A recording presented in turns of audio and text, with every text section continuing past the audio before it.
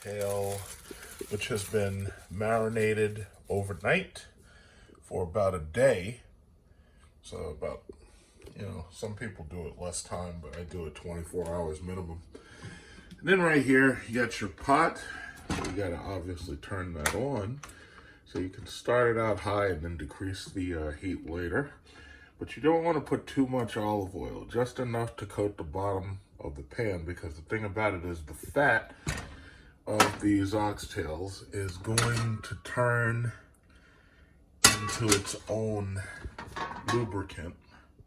So just a little bit for the bottom of the pot, not much. And just enough to cover the bottom of the pot.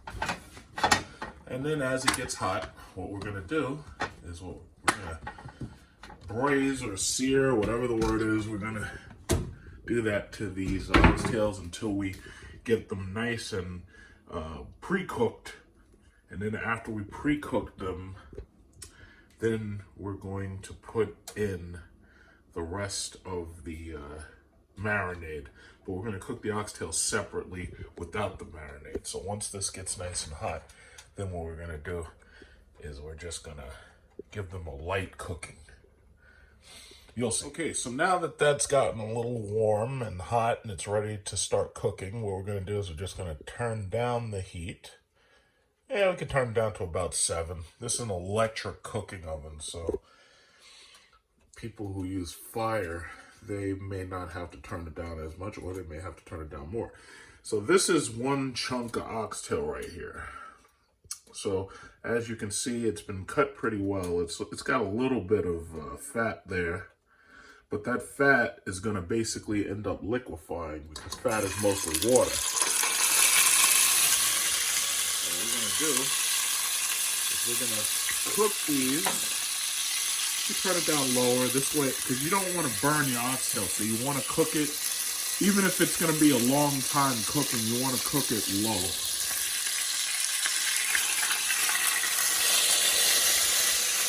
The lower and the slower you go, the better.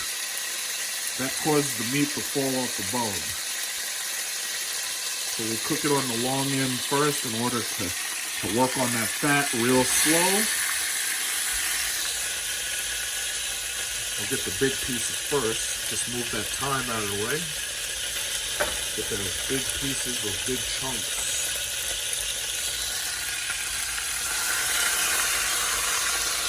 Okay. And we're going to cook it low and slow until it's brown. Because I'm making so much of it, it's hard to fit it all in the pan, or in the pot, I should say. So you got to make sure each side gets browned, or each side gets cooked. So you just rotate it. So I'm cooking them sideways this time, since I laid them flat before. And as you'll notice, as long as you cook it low, it won't burn. And you want to make sure you rotate it so it doesn't burn.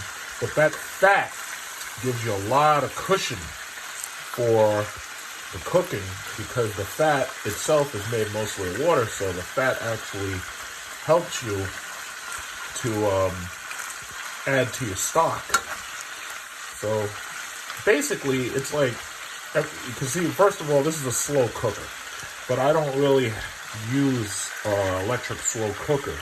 So I already know that it's going to take me more than 2 hours to actually cook this, because it's going to be on a low heat for a while. But what you ultimately want to do, you want to make sure you don't get any burns, and you want to make sure that each side of your oxtail is brown.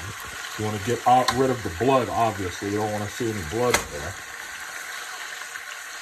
But you want to make sure that each side browns, nice golden brown. But you don't want it burned. If it burns, it's going to taste bad. You don't want to burn anything here. But as long as each side is a nice golden brown. And if you see sides that have thick fat, you can cook that side first. Like where you see the big fatty sides, you can cook those sides first. And that fat really adds to your gravy at the end. You know?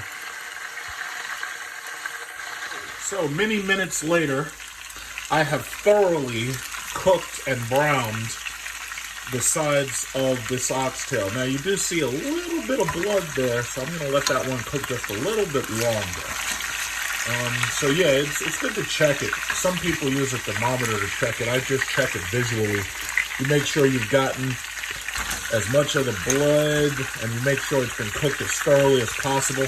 Now, if you notice, the fat has cooked, and the fat has also shrank, because these things were bigger when I first put them into the pot, but now, as you can see, they've shrank in the pot. So this is what you want to try to avoid, because once it starts really, really burning, you don't want that. Now, you can turn your heat down just a little bit to make sure that doesn't happen, but the thing about it is, that's what's going to happen ultimately to this fat as it fries in that olive oil. So that's the thing. You don't want to put too much olive oil, because I've sometimes made my oxtail too oily, which you want to avoid that. But you also don't want to have too little, because you don't want the pot to actually burn the sides of your meat. Because if you burn it, it's going to taste a little bit bitter. Now, you know, a couple of burns are going to happen here and there, and most of that's just going to drip off, because the fat is going to separate once you really cook this meat thoroughly.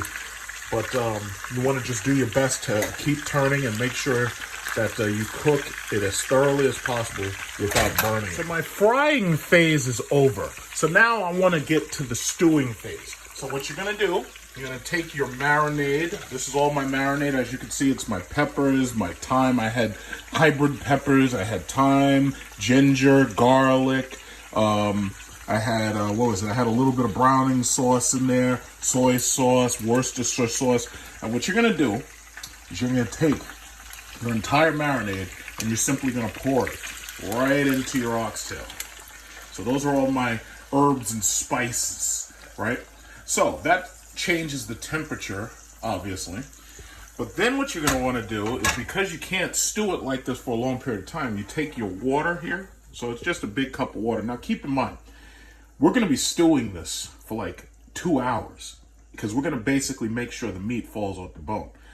So the amount of water you put in is actually irrelevant, because your water is going to boil out. But what I can say is, like, for you people who, you know, you have issues with too much salt and whatever, a lot of the salt of your marinade is going to ultimately be diffused by all the water. It's going to be diluted. So this stew pot is going to sit here. I'm going to cover it, and it's going to stay there for 2 hours. But ultimately what's going to happen is two things. First of all, the water is going to boil out slowly. And second of all, the meat is going to fall off the bone. And that's what we're focused on. We want that meat to fall off the bone. So I'm just going to turn it up to 5. Now, because this is a slow cooker, you definitely want to watch every now and then. You want to watch your pot. You could stir it just to make sure that nothing's burning. Because once the water evaporates out, yeah, it's going to start to burn. You don't want that to happen, because you can ruin your oxtail if it burns. But the boiling water is going to mix those flavors in there, and it's going to make the meat and the fat fall right off the bone. It's going to separate all those fibers and proteins. And there you have it. That's your stew. So all you got to do is cook this. Now, here's the thing. Leftovers are done the exact same way, because you still got all your spices and herbs in there. So all you got to do to make leftovers is pour some more water in there, and then you cook it, heat it up and whatever.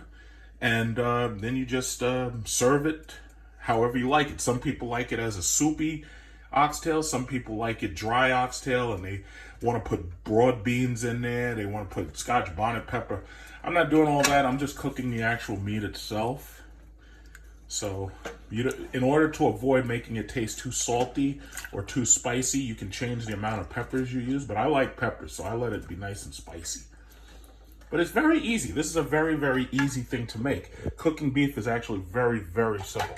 So now all I'm going to do, take my top right here, close that up, cook it medium heat, not too hot, and that's it. And you just cook it for 2 hours, and that's it. It's so simple, right? Okay, so as you can see now, it's 11:18. So I've been cooking this since 8:55, really. But this is what you're going for. You see this? You see this? Oh my goodness! You see, first of all, look at the pressure. When I put the fork right there, look how little pressure. Watch my hand. Look how little pressure I got to push for the meat to. Look at that. It just slides right in there. I don't even have to apply any pressure. It just slides right into the damn meat. The fork. Look at that. It's just so soft. Holy shit, that's tender. Look, I'm trying to pick it up, and the meat is tearing away from the bone. Look at that. The meat is just tearing away from the bone. Look at that. Look at that. Splash. Holy smokes. So basically, that's what you're going for. And as you can see, the majority of the water is boiled out because I've been cooking under this very, very, very low number 2 heat right there. And one thing you'll notice, your gravy, when the fat liquefies and it forms the gravy, one thing you'll look at that. Look how soft that. Look at that. Oh my God. So anyway, one thing you'll notice is you'll start to see this oil, because I only used a little bit of olive oil. So the rest of this is water and the stock itself. But what you'll notice is how soft the meat is, and you'll notice that you've made this fine, beautiful gravy right here. Now you can change the flavor of that. Like if you don't like too much salt, or if you want more salt or whatever, you can always change the flavor of that. You know, like for instance, you can take some of this pepper right here and you can just go bam right there. Look at that, bam. Throw a little bit of pepper in there, but the thing about it is I already got enough pepper. It's all to taste. It's what you like, you know. Look at this. Look at this. Meat fell off the goddamn bone right there. Look at that shit.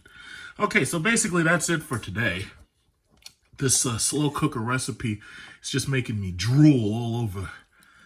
Look at that. That's so fabulous. Gordon Ramsay. I like Gordon Ramsay to come taste this. Just amazing. Just amazing. So that's all you have to really do. It's a very, very simple cooking process. Go to your stores. If you're lucky, you'll have a store that sells oxtail. Get yourself some oxtail, and you've got yourself dinner in 3 hours right there. It's so beautiful. So beautiful.